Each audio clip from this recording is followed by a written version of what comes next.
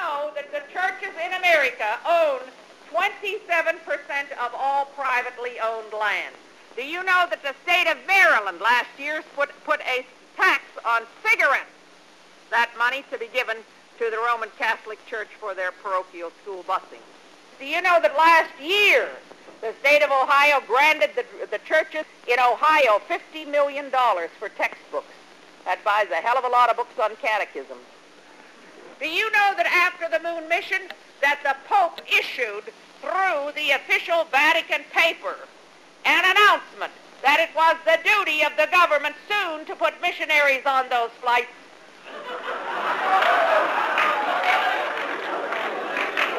To convert other life forms.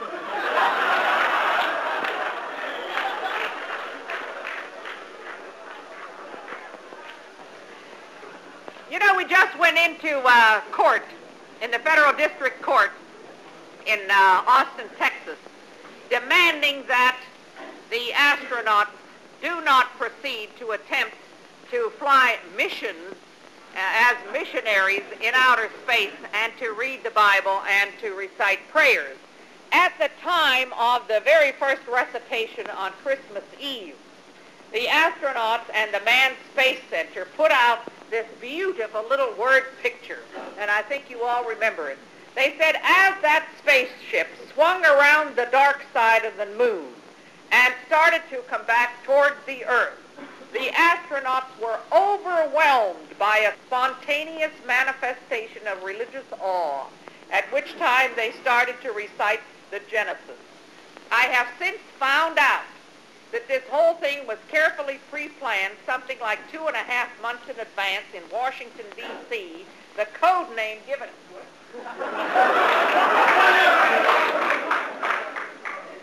was Experiment P. And the astronauts were told to have this spontaneous feeling of religious awe.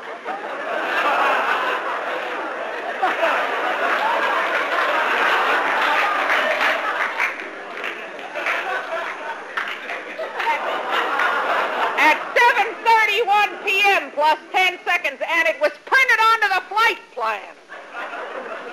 And then those dumb bastards read from Genesis, which is part of the Torah, which is the Jewish book, and instead of saying, Happy Hanukkah, kids, they said, Merry Christmas. I mean, how dumb can you get? They should have been reading from the New Testament if they were going to do that, because after all, the Jews are still waiting for the Messiah, and they were celebrating Hanukkah and not Christmas. So there are a number of very peculiar things in relationship to this that are very frightening.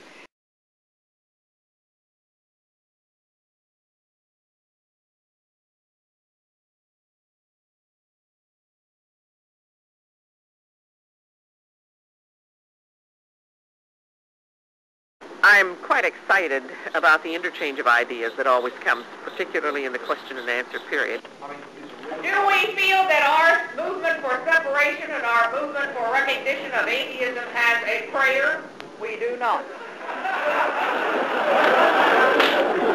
I am the voice of the turtle abroad in the land, but do you think this is going to make me shut up? I don't care whether I succeed or whether I fail as long as I'm trying. I hope that I succeed.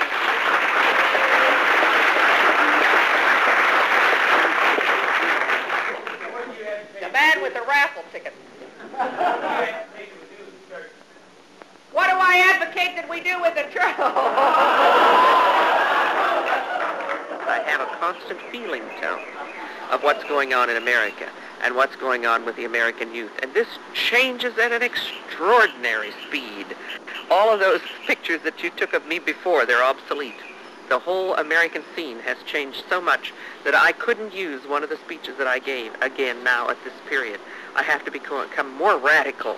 I have to become more attuned and acclimated to the times and be more responsive to what people are thinking, because I think this is good.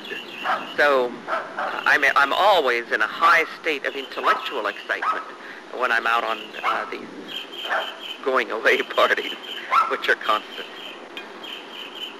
In addition to that, I just love to work outdoors, We've put in all of the roses, all of the big trees out front, everything we have done ourselves.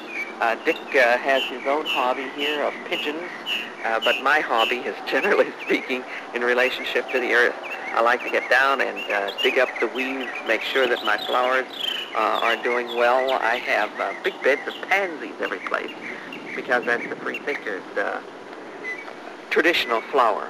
But other than that, as I say, we have to keep the house going. We have to keep the business going. My son is now working with us. He's working on the American Atheist radio program. His wife, Julie, is here to do secretarial and stenography work. We have our good old girl, Friday, Lynn Thompson, without whom we couldn't proceed. She keeps the organization together. So actually, we have a good staff now. We find that it's extremely difficult, actually, for Richard and I both to be working together here, because he is highly individual and I am highly individual. And our relationship is characterized by the number of clashes in it. He has his own ideas of how the organization should proceed, and I have my own ideas. So we do have a tremendous amount of noise in the office other than a machine. We have the noise of opinions. We have the noise of persevering in our own desires.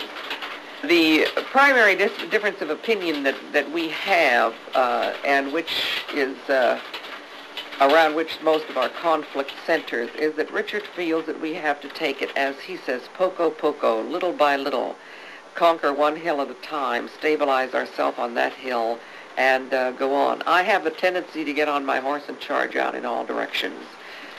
Richard is the stabilizing part of the organization in respect to that.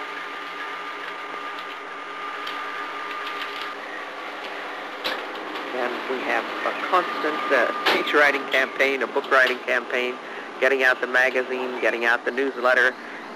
This leaves us very, very little time for ourselves. So the things that we do are quite primitive.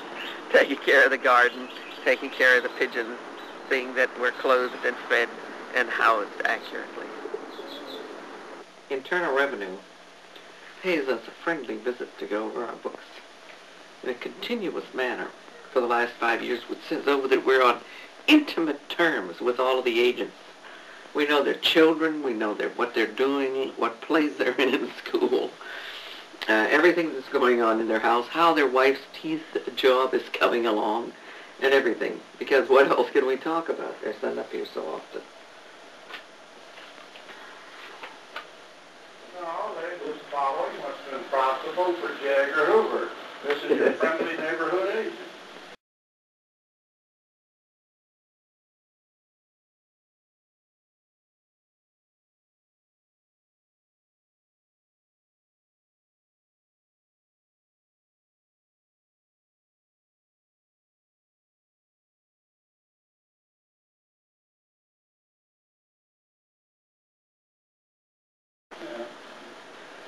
So I endlessly go over our books here in order to prove that we are what we are, which is a non-profit, Well, that's pretty hard to prove.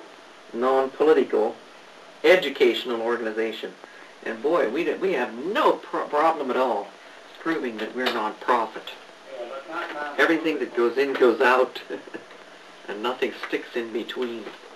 We are always behind in funds because we rely completely on individual and private donations of those persons who hear me or read about me and are concerned enough to try to send in a couple of books. So we're always struggling for funds. I wish I could get a grant from an appropriate government agency, but I doubt under the Nixon administration that that's going to be possible.